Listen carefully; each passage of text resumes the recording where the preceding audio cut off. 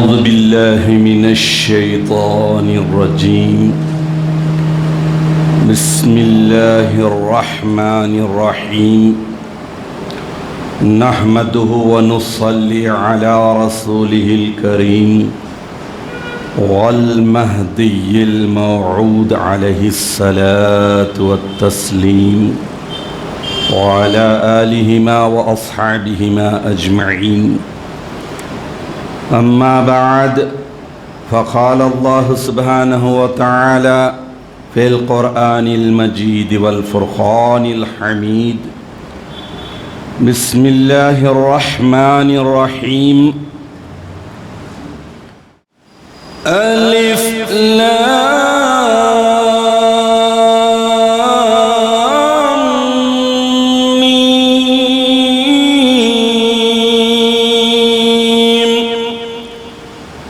ذلك الكتاب لا ريب فيه هدى للمتقين.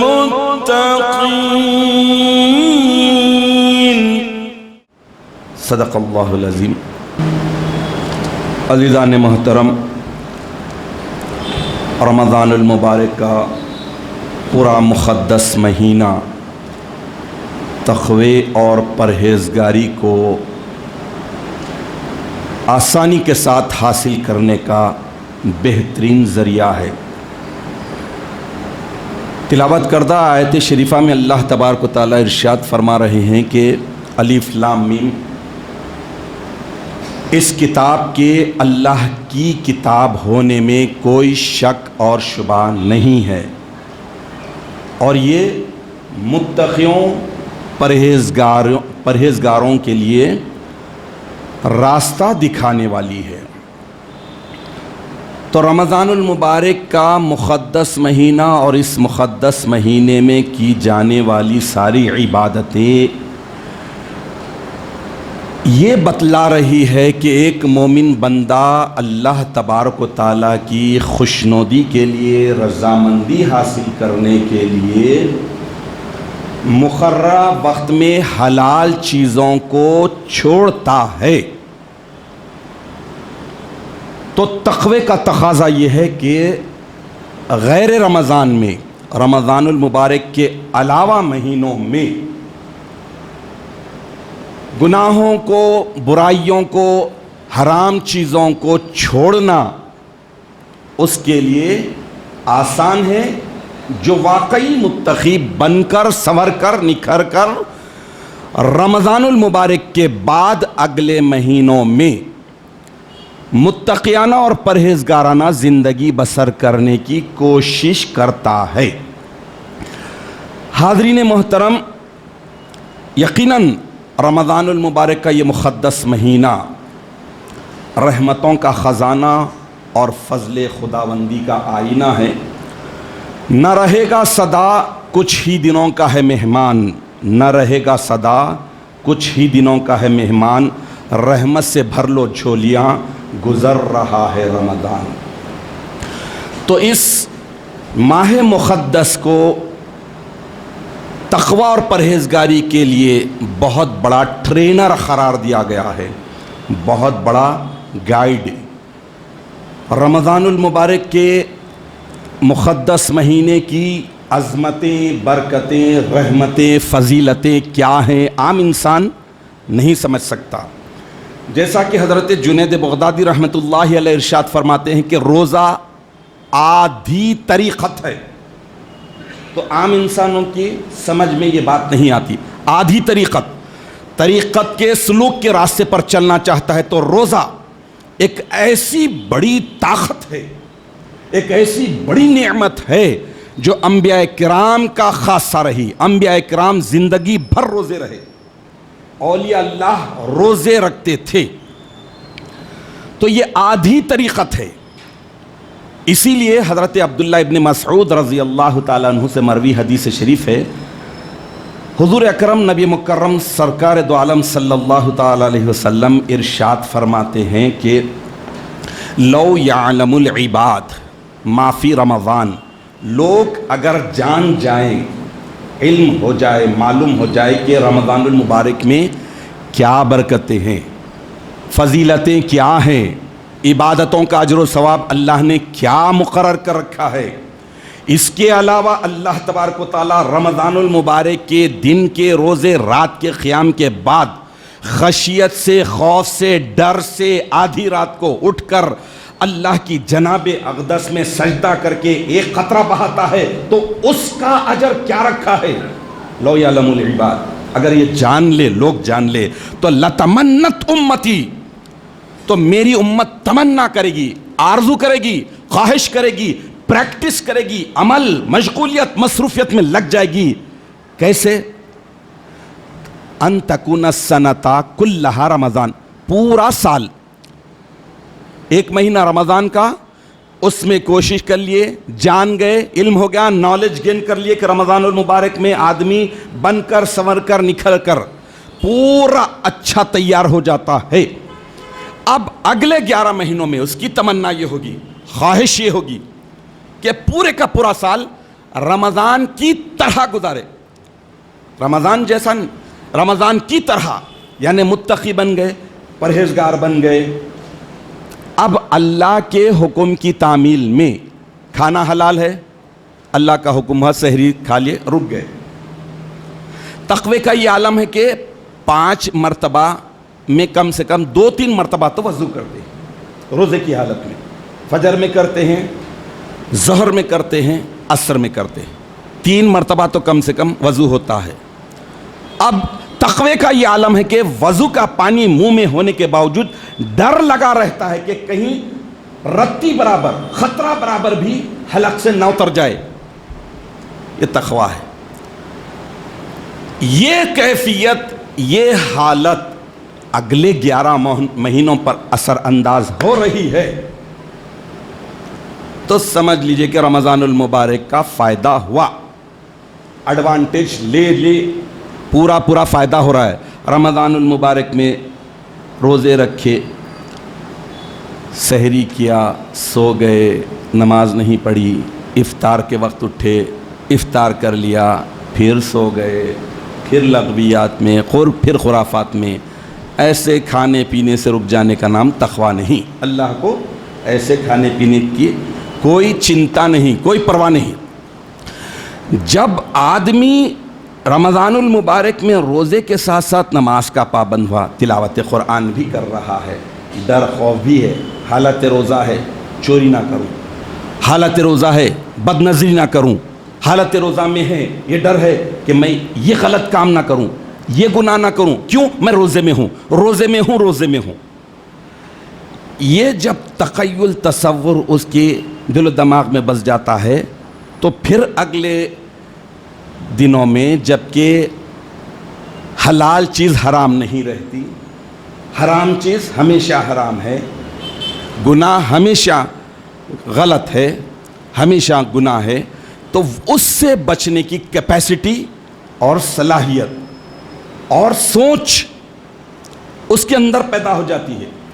دیکھیے مائنڈ سیٹنگ ایک ایسی چیز ہے، دیکھیں گے جی ارے کیا ہے، ابھی مریض کیا ہے، ابھی کون، اب سبیش تو کر رہی نا، میں کرا تو کیا، سبیش تو یہ کام کر رہی نا۔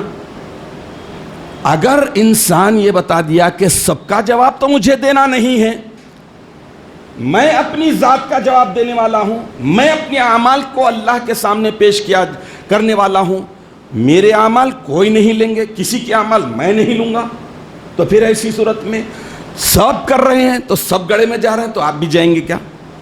نہیں۔ تو یہ رمضان المبارک کا مقدس مہینہ آدمی کو مینٹلی، فزیکلی، اسپریچولی سب مائنڈ سیٹنگ کرا دیتا، ایک سیٹ کر دیتا، اور اس کے بعد بتا دیتا کہ دیکھو تم اس کے عادی ہو گئے، اب مت چھوڑو، تقوی کے عادی ہو گئے، مت چھوڑو۔ تو اللہ کی یہ کتاب کس کو راہ دکھانے والی ہے؟ للمتقین، متقیوں کو، پرہیزگاروں کو۔ جامع ترمذی کی ایک حدیث شریف، حدیث نمبر 2912، اللہ کے نبی صلی اللہ تعالیٰ علیہ وسلم ارشاد فرماتے ہیں کہ تم اللہ کی طرف رجوع کرنے کے لیے قرآن سے بڑھ کر کوئی بڑا ذریعہ نہیں پا سکتے.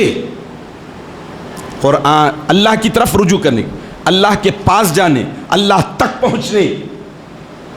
قرآن بھی وہی کہہ رہا ہے، ہدی للناس ہدی للمتقین.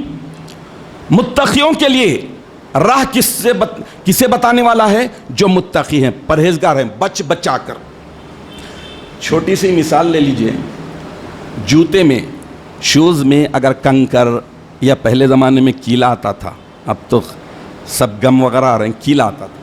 کیلا اگر تھوڑا نکلا ہوا ہے، کتنی دور تک چلتے؟ چلنے میں تکلف ہوتا، اسپیڈ میں فرق آ جاتا. اب اس کے بعد سوچئے کہ جب جوتے میں چبھنے والی چیز رکاوٹ بننے والی چیز ہے تو چلنے کے لیے مشکل ہو رہی ہے، تو تقویٰ صراط مستقیم پر گناہوں کے بعد کیسے چلیں گے؟ غیر متقیانہ، غیر پرہیزگانہ زندگی کے بعد بھی یہ سمجھیں گے کہ جنت کی ساری نعمتیں ہمارے لیے ہیں. کیسے ہوگا؟ منزل تک پہنچنے کے کوئی امکانات نہیں، دور دور تک امکانات نہیں.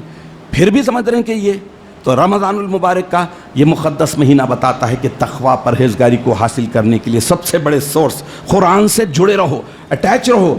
سنن دارمی کی ایک اور حدیث شریف آپ کے سامنے رکھتا ہوں، حدیث نمبر 3367. حضرت عبداللہ ابن مسعود رضی اللہ تعالیٰ عنہ فرماتے ہیں کہ جو قرآن مجید سے محبت کرتا ہے اس کے لیے خوشخبری ہے. مطلب کیا ہے؟ محبت کرنے کا مطلب کیا ہے؟ چومنا، آنکھوں سے لگا لینا، دیکھ کے اوپر ہے، ایسی جگہ رکھ دی جہاں پر ہاتھ بھی نہیں پہنچتا، ڈیلی نہیں. محبت کا مطلب یہ ہے کہ محبوب اپنی ہر چیز سے زیادہ پسندیدہ ہو جائے. قرآن میں جو اللہ تعالیٰ نجات کے ذریعے بتا دیا، گناہوں سے بچنے کے ذریعے بتا دیا، قوموں کی ہلاکتوں کے واقعات بیان کر دیے، قوموں کے عروج کا اللہ تعالیٰ نے بتا دیا کہ کون سی قومیں نجات پائی ہیں، کس وجہ سے نجات پائی ہیں. وہ پڑھنے کے بعد دل میں اللہ کی محبت آتی ہے. اسی لیے امامنا و سیدنا حضور مہدی موعود علیہ السلام بھی ارشاد فرمائے کہ قرآن عشق نامہ الہی ہے. اللہ سے محبت کرنے کا عشق نامہ ہے، یہ محبت نامہ ہے. اسے محبت کے ساتھ پڑھنا ہے. محبت کا مطلب ہے محنت کرنا. محبت کا مطلب ہے جو کتاب میں بتایا گیا ہے ان باتوں کی اطاعت اور پیروی کرنا. محبت کا مطلب ہے صراط مستقیم، سیدھا راستہ ہے. سیدھے راستے کے لیے سیدھی روش ہونا، ٹیڑھی بنگی نہیں، الٹی پلٹی نہیں، منافقت والی نہیں، دوغلی نہیں، دکھاوے کی نہیں، ملاوٹ کی نہیں، سیدھی اسٹریٹ فارورڈ. کیونکہ صراط مستقیم اللہ تعالیٰ بتا دیے سیدھا راستہ، سیدھا ہے.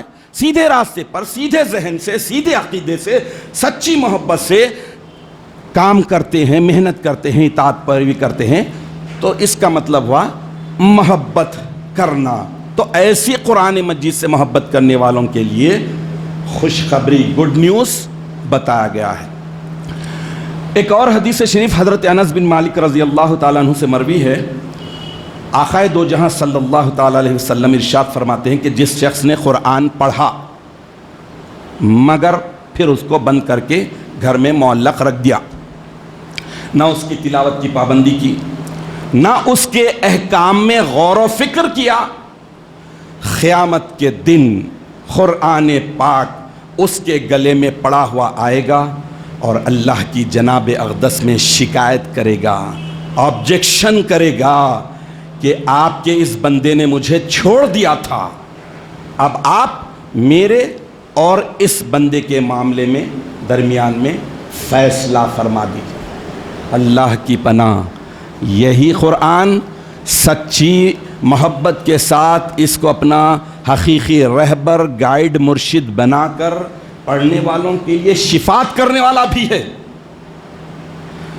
ویسے ہی یہ قرآن چھوڑ دیے، محفوظ رکھ دیے، گرد آلود کر دیے، مہینوں نہیں دیکھ رہے ہیں، اس کی طرف رجوع نہیں کر رہے ہیں، اس میں بیان کردہ احکامات، باتوں پر، اللہ کی نصیحتوں پر غور و فکر نہیں کر رہے ہیں، تو وہ شکایت کرے گا اور اللہ اس کی شکایت سن لیں گے.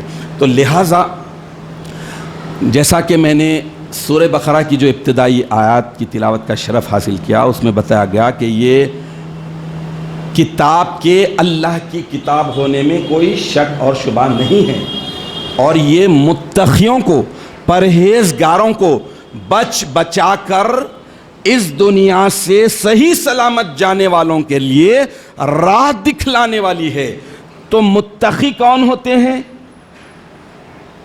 آگے کی آیت شریفہ میں آ گیا کہ الذین یؤمنون بالغیب۔ وہ متقی کیسے ہیں؟ جو انسین، دیکھی نہیں گئی وہ باتوں پر، غیب پر ایمان لانے والے۔ پہلی بات تو پہلے یہ بتایا گیا کہ ایمان سچا پکا ہونا۔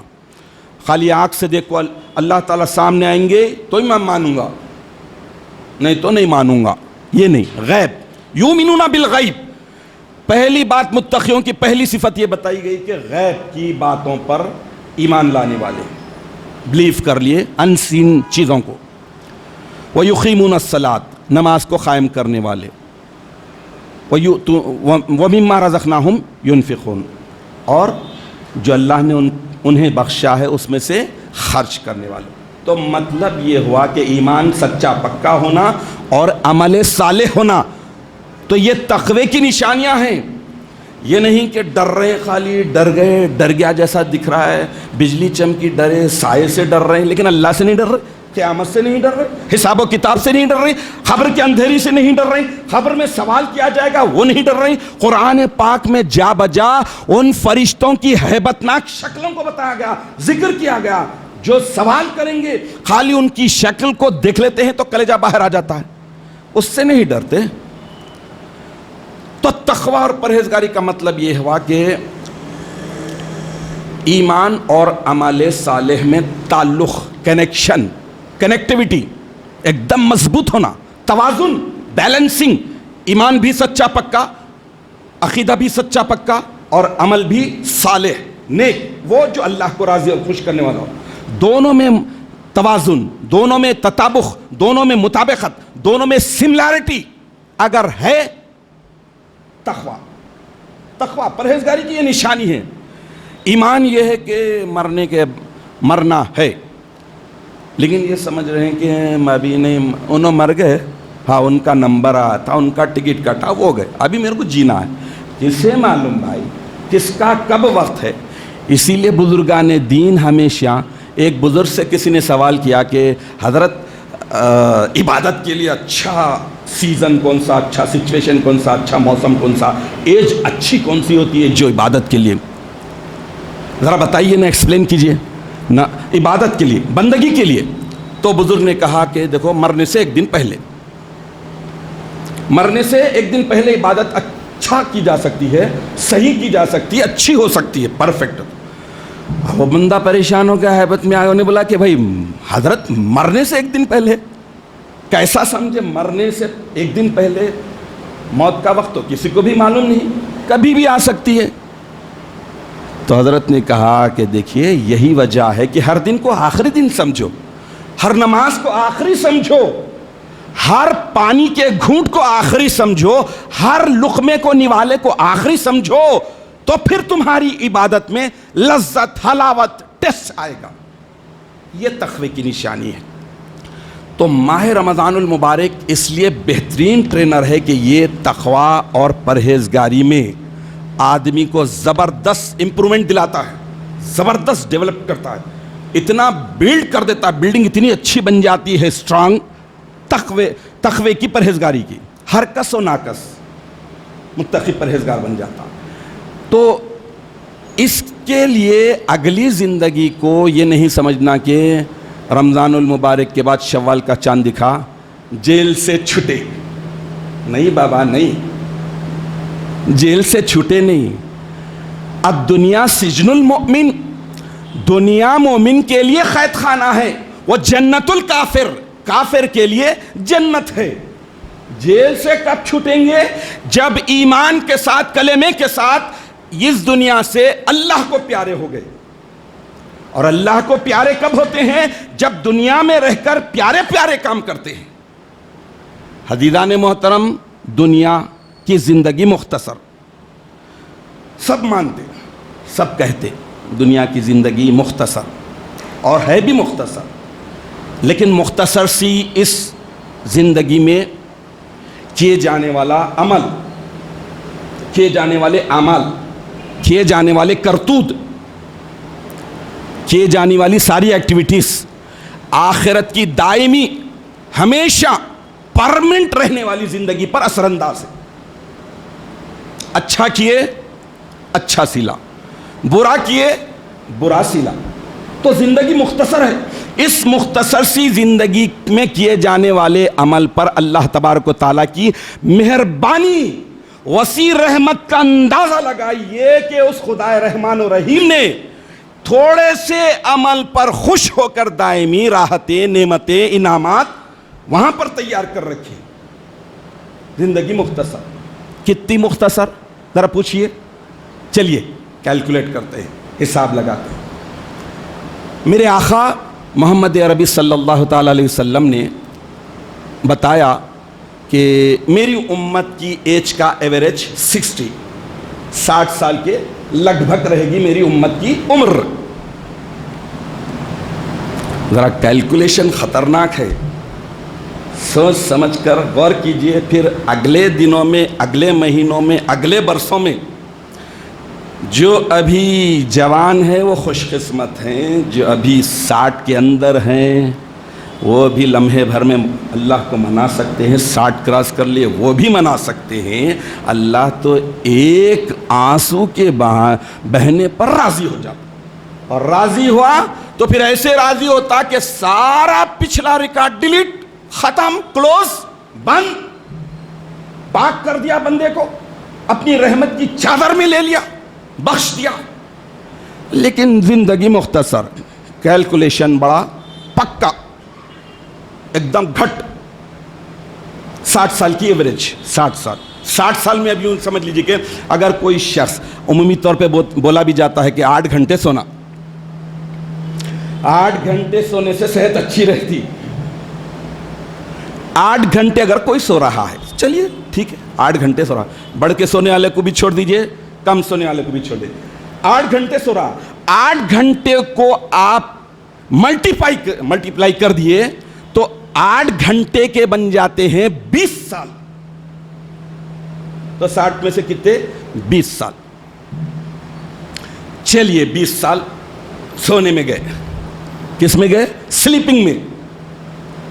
اب اگر کوئی انسان کسب کر رہا ہے، کاروبار کر رہا ہے، دھندا کر رہا ہے، سب کر رہا ہے، 8 گھنٹے، 8 گھنٹے کا کاروبار، 8 گھنٹے کا جاب، آپ 8 گھنٹے کی ڈیوٹی سب کر رہا ہے، تو اس کو بھی ملٹیپلائی کر دیتے ہیں، کتنے ہوئے؟ 20 سال، 20 40، یعنی 20 سال سلیپنگ میں، سونے میں گئے، 20 سال کسب میں، کمانے کجانے میں چلے گئے، اور ابھی شروع کے 15 سال بچپن کے، لڑکپن کے، چھوٹے تھے، کھیلنے کودنے میں نکل گئی، 15 سال کتنے ہوئے؟ 20 40 اور 15 55، 55۔ اب اس بیچ میں کھانا پینا بھی لگا ہوا ہے، کھانا پینا بھی لگا ہوا ہے، کھا رہے ہیں پی رہے ہیں بھی۔ اگر انسان دن میں 2 مرتبہ بھی کھاتا ہے، 2 مرتبہ کھاتا ہے تو ایوریج ہاف این آور، آدھا گھنٹہ لگے گا، آدھے گھنٹے کو ملٹیپلائی کر دیے تو 3 سال ہو جاتے ہیں، کتنے؟ 3 سال، 55 + 3 58، بچے کتنے؟ 2، اونلی رنڈو 2 ہی سال بچے۔ اب آپ بتائیے پھر عبادت، بندگی، تقوی، پرہیزگاری، اللہ کو منانا، اللہ کو راضی کرنا کہاں؟ 60 میں سے 58 سال، 58 ایئرس، 20 سال سونے میں، 20 سال کمانے کا جانے میں، 15 سال بچپنے میں، لڑکپن میں نکل گئے، کھیل کود میں نکل گئے، 3 سال کھانے پینے میں نکل گئے۔ اب آپ اندازہ لگائیے کہ پھر عبادت کا حق ادا کیسا ہوتا، کیسا ہو۔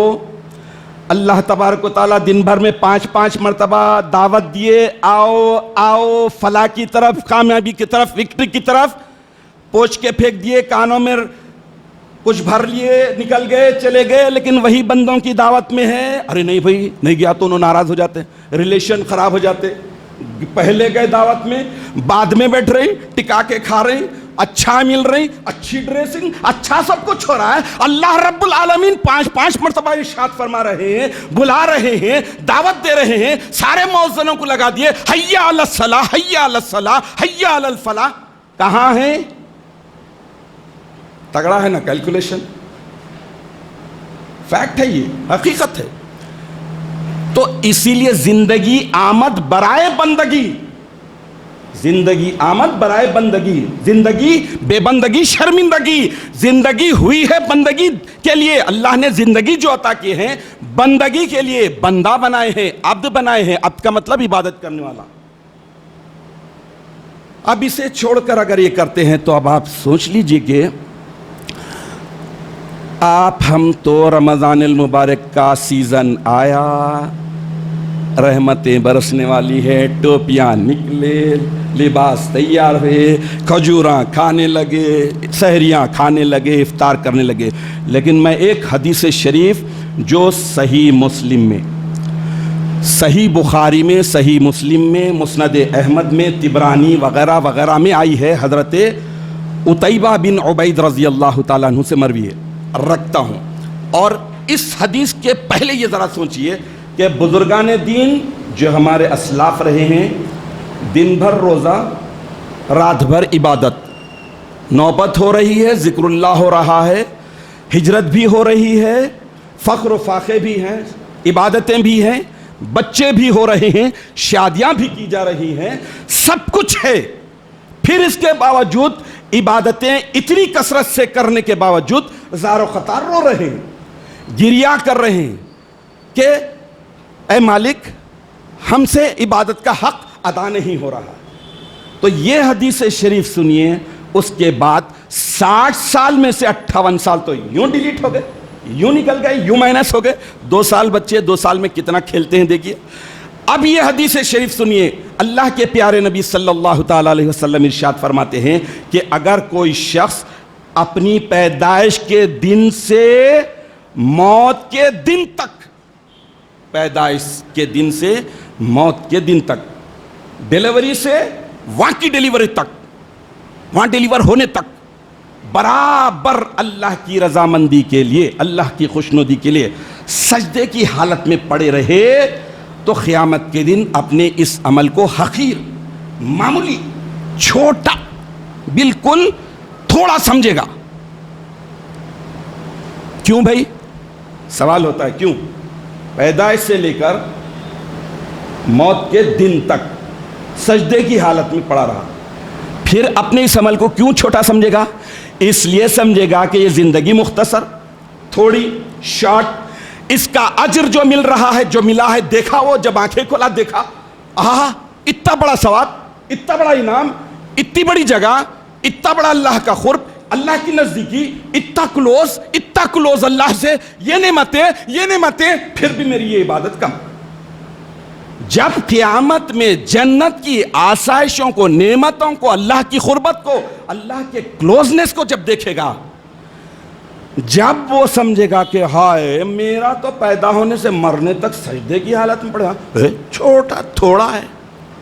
تو رمضان المبارک کا یہ مقدس مہینہ ہمیں جھنجھوڑ کر بتا رہا ہے کہ تم یقیناً ایماناً اللہ تعالیٰ کی خوشنودی کے لیے، رضامندی کے لیے تقوی اور پرہیزگاری کو اختیار کر لو. تمہارا چھوٹا سا عمل اگر تقوی اور پرہیزگاری کے ساتھ ہوگا تو یقیناً میں اسے قبول بھی کروں گا اور اس کا اجر و ثواب بھی بہت زیادہ دوں گا. تو تقوی اور پرہیزگاری کے تعلق سے ہمیں ہمیشہ چوکنا رہنا ہے، ہمیشہ ہوشیار رہنا ہے کہ کون سا کام تقوی کے خلاف ہے اور کون سا کام تقوی کو جلا بخشنے والا ہے، تقوی کو امپروو کرنے والا ہے. اگر اس بات کو ہم زندگی میں لازم کر لیں تو پھر یہ کتاب ہمارے لیے یقیناً ہدایت کا راستہ دکھانے والی بن جائے گی. لیکن شرط یہ ہے کہ جاگو، کہ جاگنے سے تقدیریں جاگتی ہیں. جاگو کہ جاگنے سے تقدیریں جاگتی ہیں، اٹھو تمہاری منزل تم کو پکارتی ہے۔ تو منزل اور ڈیسٹینیشن کیا ہے، پہلے یہ ڈیسائیڈ کرنا ہے۔ ہمارا ڈیسٹینیشن کیا ہے؟ جنت نہیں، مہدوی کا ڈیسٹینیشن جنت نہیں ہوتا، منزل جنت نہیں ہوتی، بلکہ مہدوی کا ڈیسٹینیشن اور منزل ہوتی ہے جنتوں کو پیدا کرنے والا اللہ رب العالمین، اللہ کی ذات، اللہ کی خوشنودی۔ اس کے لیے ضروری ہے یہ رمضان المبارک کی عبادتوں کو اس عزم کے ساتھ، اس نیت کے ساتھ، اس پکے اور سچے ارادے کے ساتھ اختیار کریں کہ اگلے مہینوں میں ہمیں تقوی اور پرہیزگاری کو مسلسل جاری رکھنا ہے۔ غیر متقی اور غیر پرہیزگار بننے کی کتنی نحوست ہوتی ہے، اس کے لیے صرف آپ اتنا اندازہ لگا لیجئے کہ سود کھانا حرام ہے، سود خار چاہے لکھنے والا ہو، دینے والا ہو، لینے والا ہو، سب کچھ حرام ہے، لیکن احادیث شریفہ میں بزرگان دین یہاں تک بتاتے ہیں کہ سود خار کے گھر کے سائے میں بیٹھ کر اس کے سائے کا ایڈوانٹیج لینا بھی تقوی کے خلاف ہے۔ حضرت حسن بصری رحمت اللہ علیہ سے کسی نے سوال کیا کہ حضرت عبادت کر رہا ہوں، بندگی کر رہا ہوں، مزہ نہیں آ رہا، ٹیسٹ نہیں مل رہا ہے، سب کچھ کر رہا ہوں، نماز وقت پر، روزہ وقت پر، سب کچھ ہو رہا ہے، لیکن جو حلاوت ملنی چاہیے، جو نماز کا ریٹرن ملنا چاہیے، ریوارڈ ملنا چاہیے، جو روزے کا، وہ نہیں مل رہا، جو ٹیسٹ ملنا چاہیے، اللہ کے حضور شہود میں جانے کا جو تصور ہے، جو تخیل ہے، جو ڈر خوف ہے، جو شوق ہے، وہ خوف ہے، وہ نہیں مل رہا، کیا؟ تو حضرت حسن بصری رحمت اللہ علیہ سوال کیے کہ کیا تو کسی غیر متقی کو تو نہیں دیکھ لیا؟ یعنی غیر متقی کو دیکھ لینے سے ہی اس سے حلاوتوں کو چھین لیا جاتا ہے، عبادتوں کی حلاوتوں کو اس سے چھین لیا جاتا ہے۔ تو رمضان المبارک میں حلال چیزیں وقت پر چھوڑ کر اللہ تعالیٰ کو یہ ثبوت دے رہے ہیں، یہ بتا رہے ہیں کہ مالک تیرے حکم کی تعمیل میں ہم سر تسلیم خم کر رہے ہیں، اپنا سر جھکا دیے، حلال چیزوں کو چھوڑ دیے ہیں، بس تیری مہربانی رہے، تیری رحمت اور شفقت ایسے ہی باقی اور برقرار رہے، اگلے دنوں میں گناہوں کو، حرام چیزوں کو ہم واقعی چھوڑتے رہیں گے، تیری مدد، تیری نصرت، تیری شفقت اور مدد ہمیں ملتی رہے۔ اللہ تعالیٰ سے دعا ہے کہ الہ العالمین تو ہمیں صحیح معنوں میں متقی اور پرہیزگار بننے کی توفیق عطا فرما۔ رمضان المبارک میں کی جانے والی ہماری ناقص، ٹوٹی پھوٹی، چھوٹی عبادتوں کو نظر انداز کرتے ہوئے تو اپنے عزت و جلال کے وسیلے سے اجر کو بڑھا دے، ثواب کو بڑھا دے، اور ہمیں اس بات کی توفیق عطا فرما کہ ہم اس دنیا میں ایک مسافر کی طرح رہتے ہوئے متقیانہ اور پرہیزگارانہ زندگی بسر کرتے رہیں۔ تقوی کے خلاف کی جانے والے ہر کام، ہر عمل سے ہمیں بچنے کی توفیق عطا فرما، آمین یا رب العالمین۔ وآخر دعوانا ان الحمد للہ رب العالمین۔